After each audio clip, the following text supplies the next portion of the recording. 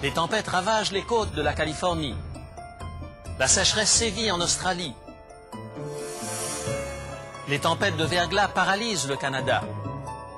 Les eaux recouvrent une partie de la Virginie. Les tornades dévastent la Floride. Les incendies sont hors de contrôle en Indonésie. Les inondations se ruent à l'assaut des villes du Pérou et de l'Équateur. Au début de l'année 1998, les prévisions météorologiques dans l'hémisphère nord échappaient à tout contrôle. Et tout le monde avait les yeux rivés sur une masse d'eau chaude en plein Pacifique, une tache surnommée El Niño. Une question était sur toutes les lèvres. Si quelques degrés de différence dans la moyenne des températures rendent notre climat aussi bizarre qu'imprévisible, qu'en sera-t-il si le phénomène devait s'accentuer ?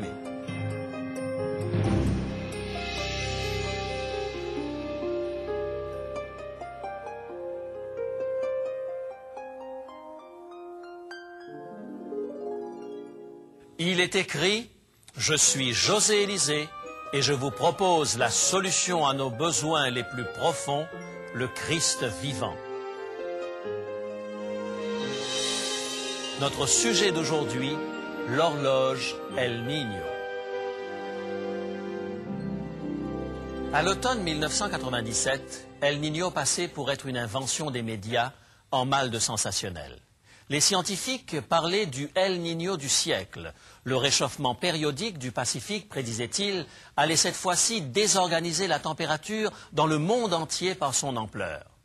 Vers la fin de 1997, rien de sensationnel ne s'étant produit, on commença à railler les prévisionnistes. El Niño ressemblait plus à une campagne publicitaire bien orchestrée pour vendre de nouvelles toitures qu'à une apocalypse en devenir. Puis vint le mois de janvier. L'une des tempêtes les plus violentes jamais enregistrées frappa la Californie. Les vents soufflèrent avec la force d'un ouragan. Des vagues de 10 mètres entraînèrent les maisons bâties sur la plage. Des pluies torrentielles provoquèrent des glissements de terrain. Les inondations coupèrent les routes principales et les voies de chemin de fer tout au long de la côte. Et les tempêtes se succédaient sans répit. De violentes tornades frappèrent la Floride et déversèrent sur l'Ohio une masse de neige suffisante pour tuer plus de 22 personnes. El Niño provoqua des précipitations liquides sur le sud du Canada en janvier, à la place des tempêtes de neige habituelles. Cette pluie rencontra les couches basses de l'air arctique et gela instantanément, laissant une épaisse couche de glace sur tout ce qu'elle touchait. Le verglas laissa sans électricité près de 4 millions de personnes. Ce fut l'une des catastrophes naturelles les plus graves de l'histoire du Canada. Puis El Niño se mit à faire des ravages dans le monde entier. Des tempêtes de neige s'abattirent sur le Mexique. Les éleveurs australiens durent abattre leur bétail, la sécheresse ne leur laissant ni eau ni herbe. En Indonésie et en Malaisie, d'immenses feux de forêt ravagèrent des milliers d'hectares parce que El Niño avait retardé la mousson. Le désert de l'Atacama, au nord du Chili, généralement si sec que la NASA l'utilise pour tester les véhicules prévus pour se poser sur Mars, fut victime de fortes tempêtes qui balayèrent les routes. El Niño prenait maintenant une tournure apocalyptique. Toute l'Europe a été balayée par des tempêtes, les plus violentes du siècle, dont les conséquences sur les forêts sont encore sous-estimées. Retournez visiter le château de Versailles et vous prendrez la mesure de la catastrophe. Tout cela nous amène à nous demander si notre monde ne court pas vers un désastre plus grand. Ces convulsions climatiques sont-elles le signe avant-coureur d'une apocalypse économique, voire d'une apocalypse tout court? Nous apprennent-elles quelque chose concernant la fin des temps? L'apôtre Paul fait un commentaire intéressant sur la fin des temps qui semble fort bien cadré avec El Niño. Dans Romains chapitre 8, Paul parle de la délivrance de la création. Lisons ensemble Romains chapitre 8, les versets 21 et 22. Romains chapitre 8, versets 21 et 22. Elle aussi, c'est-à-dire la création, sera affranchie de la servitude de la corruption pour avoir part à la liberté de la gloire des enfants de Dieu. Or, nous savons que jusqu'à ce jour, la création tout entière soupire et souffre les douleurs de l'enfantement. Paul nous affirme que la création a besoin, elle aussi, d'être délivrée. La tragédie du péché et de notre séparation d'avec Dieu a affecté non seulement le corps et l'âme des êtres humains, mais la nature autour de nous. La création est également réduite à la servitude de la corruption. Les choses vivantes se décomposent. La maladie et la mort ravagent notre monde. Quelque chose s'est détraqué dans ce jardin parfait que Dieu avait créé. Le péché a profondément bouleversé cette planète. En lieu et place de la paix et l'harmonie voulue par Dieu, nous voyons des tempêtes, des inondations, des tornades et des sécheresses. La création tout entière soupire après la délivrance, nous dit Paul dans Romains chapitre 8. Un jour, Dieu créera de nouveaux cieux et une nouvelle terre où tous les êtres vivants jouiront d'une glorieuse liberté ayant été délivrés de la tragédie du péché. En attendant sa délivrance, la création gémit. Elle expérimente des convulsions similaires aux contractions d'une femme en travail. Elle anticipe le point culminant de l'histoire du monde. El Niño est certainement l'une des plus fortes illustrations des convulsions qui frappent notre époque sur le plan planétaire. Les cycles météorologiques de toute la planète ont été sérieusement bouleversés. Les tornades ont frappé là où elles ne se formaient normalement pas. La neige est tombée là où on ne la voit pratiquement jamais. Le verglas est retrouvé là où, normalement, il n'y a qu'un grand manteau de neige. Les tempêtes ont frappé les côtes du continent américain comme du continent européen avec une violence inhabituelle. Les sécheresses et les inondations ont permuté leur lieu de dévastation de prédilection. Tant mieux pour les vastes régions africaines qui n'avaient pas vu tant de précipitations depuis plus de 50 ans. Mais quelle dévastation en Amérique centrale! Comme une femme souffrant les douleurs de l'enfantement, toute la création attend la délivrance. Certains ont envie de m'interrompre. Et, attendez un instant, El Niño n'est qu'un élément d'un cycle climatique. Il s'est déjà manifesté et il se manifestera encore. Qu'y a-t-il d'extraordinaire à cela ? C'est exact que El Niño est un phénomène qui affecte régulièrement le climat mondial. Les pêcheurs péruviens furent les premiers à l'identifier. Ils observèrent que périodiquement, les eaux du Pacifique se réchauffaient aux environs de Noël. Les poissons qui se nourrissent dans les eaux plus froides et plus riches en aliments disparaissaient. Les pêcheurs revenaient bredouilles. Ils baptisèrent ce phénomène du nom de El Niño, l'enfant, sous-entendu l'enfant Jésus. Pourtant, il y avait quelque chose de plutôt menaçant dans ce qui est arrivé au début de 1998. Quelque chose d'inhabituel. Dans son rapport sur la furie de El Niño, la revue Time pose la question suivante. Est-il typique ou tout à fait inhabituel qu'au cours des 7 dernières années, 4 fois El Niño est frappé avec une telle violence? Le numéro de Time du 16 février 1998, à la page 69, fait mention d'un rapport selon lequel 2 El Niño ont battu des records à moins de 15 années d'intervalle. Les contractions donnent l'impression d'être de moins en moins espacées, n'est-ce pas? Et la gente féminine qui m'écoute sait ce que cela signifie. Voici ce que dit la US News and World Report. Quelque chose de curieux se produit. En moyenne, El Niño se manifeste tous les 3 à 7 ans et dans la majorité des cas plutôt faiblement. Cependant, entre 91 et 96, la surface de la mer a été presque continuellement chaude, d'où les records de El Niño. Les scientifiques se demandent si le réchauffement de la planète ne serait pas bien amorcé. À preuve, les énormes morceaux de banquise de l'Antarctique qui se détachent et flottent en haute mer, des îles de glace de plusieurs kilomètres carrés. Je ne prétends pas avoir réponse à tout phénomène climatique, ni même de prédire ce que sera le temps demain.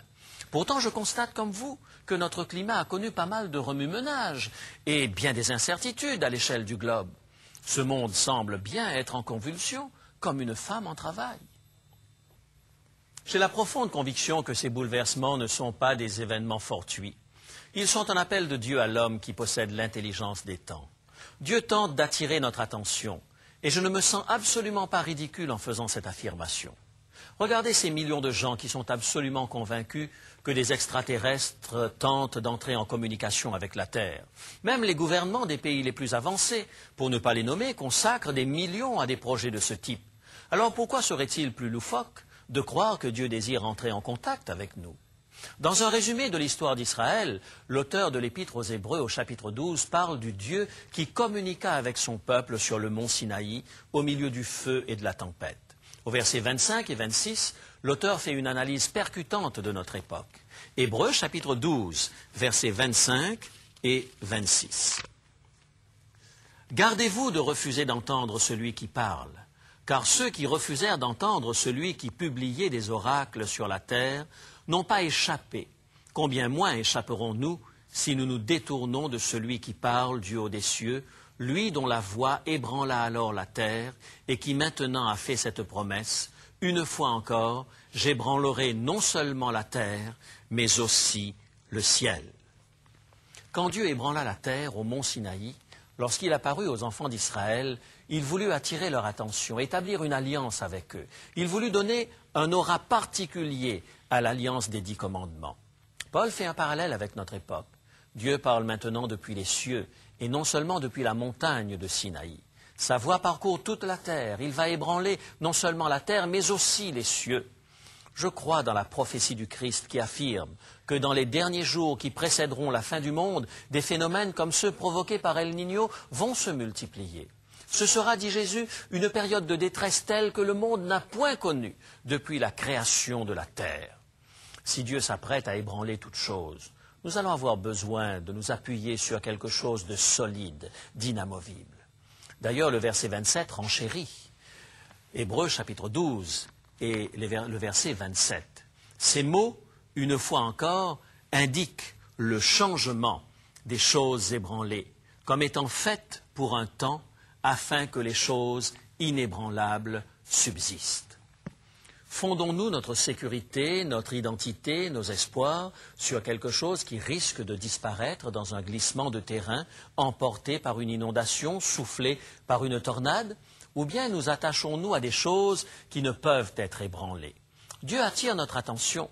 Nous qui sommes si facilement distraits, qui nous éloignons de Dieu si aisément, sommes interpellés par Dieu. Dieu désire établir une alliance avec nous alors que nous approchons du point culminant de l'histoire. Il nous tend une main secourable, tandis que la terre entre dans les convulsions de l'accouchement. Dans sa conclusion, l'auteur de l'Épître aux Hébreux nous invite à un engagement. Hébreux, chapitre 12 et le verset 28. C'est pourquoi, recevant un royaume inébranlable, montrons notre reconnaissance en rendant à Dieu un culte qui lui soit agréable, avec piété et avec crainte. Le royaume de Dieu est la seule chose sur cette terre qui ne puisse être ébranlée, qui ne s'effondrera pas lorsque les éléments naturels vont se déchaîner. Dieu nous appelle à ancrer nos vies dans son royaume de grâce. Il nous propose comme objectif premier de le rechercher, de le servir avec révérence, car il est le Tout-Puissant, il est le Créateur. Le fait qu'un phénomène naturel tel qu'El Niño ait pu secouer la terre entière donne une idée de la grandeur de Dieu. Comme le dit le prophète Nahum, Dieu est lent à la colère, mais grand par sa force. Une pensée reprise par le psalmiste, tout conscient qu'il était de la gloire du Créateur. Psaume 135 et le verset 7 n'en est qu'un exemple. Psaume 135 et le verset 7. Il fait monter les nuages des extrémités de la terre. Il produit les éclairs et la pluie. Il tire le vent de ses trésors. Mettons les choses au point. Dieu n'est pas l'auteur des calamités et des souffrances. Il n'est pas la cause première des convulsions de la création. Notre terre est touchée par des catastrophes naturelles parce que le péché a introduit dans notre monde le déséquilibre. Le péché est la cause de la tragédie. Dieu utilise ces catastrophes pour nous transmettre un message. La terre tremble comme un vieillard sur ses bases parce que l'histoire humaine arrive à sa phase ultime. Les douleurs de l'enfantement d'un monde nouveau nous atteignent. Dieu met à profit les soubresauts de notre planète pour nous réveiller, pour nous inviter à nous attacher aux choses inébranlables. Un groupe de soldats, lors de la Seconde Guerre mondiale, vécut une expérience des plus invraisemblables en plein milieu du vaste océan Pacifique. Le capitaine James Whittaker et plusieurs membres de son équipage se retrouvèrent flottants sur 3 canots gonflables après que leur B-17 soit tombé dans l'océan. Ces rudes soldats, entraînés à faire face à toute situation, commencèrent à éprouver un sentiment d'impuissance au fur et à mesure que les jours passaient. Bagarreurs, égocentriques, paillards, ces hommes découvrirent pourtant une source de courage dans un livre qu'ils n'auraient jamais ouvert en temps normal. Un Nouveau Testament, format de poche, de couleur kaki, que l'ingénieur en vol Johnny Bartek avait avec lui quand ils s'écrasèrent. Ces soldats aguerris commencèrent à faire un culte quotidien. Ils lisaient des passages de l'Écriture et prièrent ensemble. La plupart d'entre eux n'avaient pas été en très bons termes avec le Tout-Puissant auparavant. La vie offrait trop de distractions pour perdre du temps à ce genre de choses. Mais dans l'immensité du Pacifique, Dieu leur parut plus grand. Il devint l'objet de toute leur attention. Sa parole prit une signification personnelle et ces soldats découvrirent la foi. Le 13e jour de leur odyssée, les choses se gâtèrent vraiment. Ils se déshydrataient rapidement sous l'intensité du soleil et ils devenaient de plus en plus faibles. Ils étaient couverts de plaies provoquées par le sel et le soleil. Peu après 10 heures du matin, ils virent un rideau bleu s'avancer vers eux. C'était la pluie qui pouvait sauver leur vie. Les aviateurs prièrent à haute voix pour que la bourrasque les atteigne. À ce moment-là, toute inhibition avait disparu. Ils étaient tous devenus de fervents croyants, s'accrochant aux promesses des Écritures. Le rideau de pluie n'était plus qu'à 400 mètres d'eux. Ils avaient l'impression de pouvoir le toucher en tendant la main. L'humidité de l'ondée les atteignait déjà, lorsque brusquement, les nuages se déplacèrent dans la direction opposée. Un vent contraire les poussait loin d'eux. Le coup fut rude. Ces hommes prisonniers de leur radeau gonflable supportaient difficilement de voir la pluie s'éloigner d'eux. Mais la foi de James Whittaker ne faiblit pas. Il se mit à conduire les autres dans la prière. De tous, Whittaker était, en temps normal, le dernier à vouloir faire une pareille chose. Querelleur et égoïste, il avait été toute sa vie indifférent à la religion. Mais là, au milieu du Pacifique, il avait fait connaissance avec Dieu par le Nouveau Testament. Il avait découvert un Dieu capable de prendre soin d'hommes désespérés, tout comme il l'avait fait pour les hommes de la Bible. Aussi, dans ce moment de crise, Whittaker tendit la main vers Dieu par la foi. Il rappela à ses amis les actes providentiels qui les avaient maintenus en vie jusqu'ici. Il en appela aux cieux, au Dieu des cieux. Seigneur, tu sais ce que l'eau signifie pour nous. Il est en ton pouvoir, ô Dieu, de nous renvoyer la pluie. Certains de ses compagnons avaient abandonné. L'un d'eux, écœuré, s'en prit au vent, prédisant qu'il allait souffler dans la même direction pour les 40 prochaines années. Whittaker continuait de prier. « Seigneur, les vents t'appartiennent. Ordonne-leur de pousser la pluie vers nous, sans quoi nous allons mourir. » Et l'incroyable se produisit. Au grand étonnement de tous, le rideau de pluie s'arrêta net, bien que le vent n'ait pas changé de direction. Et lentement, la pluie se mit à revenir vers les naufragés. Les nuages avançaient en sens contraire du vent. Les hommes contemplaient ce spectacle majestueux, médusé.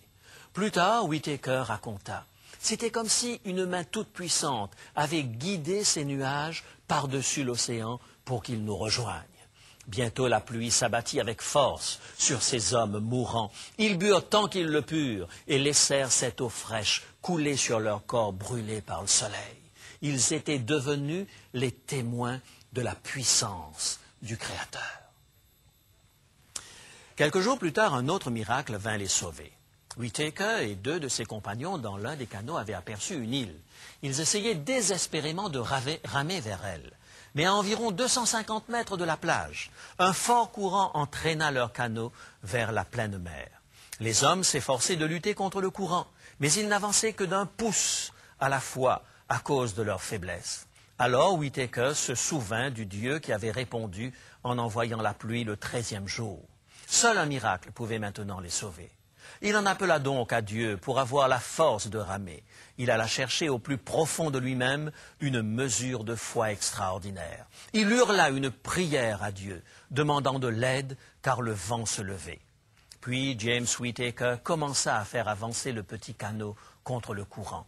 Et l'impossible se produisit une seconde fois. Il était plus faible qu'auparavant. Il avait déjà perdu une bataille contre le courant.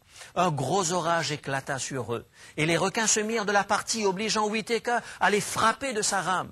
Mais en dépit de tous ces obstacles, Whittaker progressait. Il avait la certitude maintenant, sans l'ombre d'un doute, que Dieu l'aidait. Il savait qui déversait sur ses épaules et ses bras épuisés la force nécessaire. Whittaker et ses 2 compagnons arrivèrent sur l'île et grâce à son courage, tous les autres furent sauvés. Cette terrible épreuve avait duré 21 jours.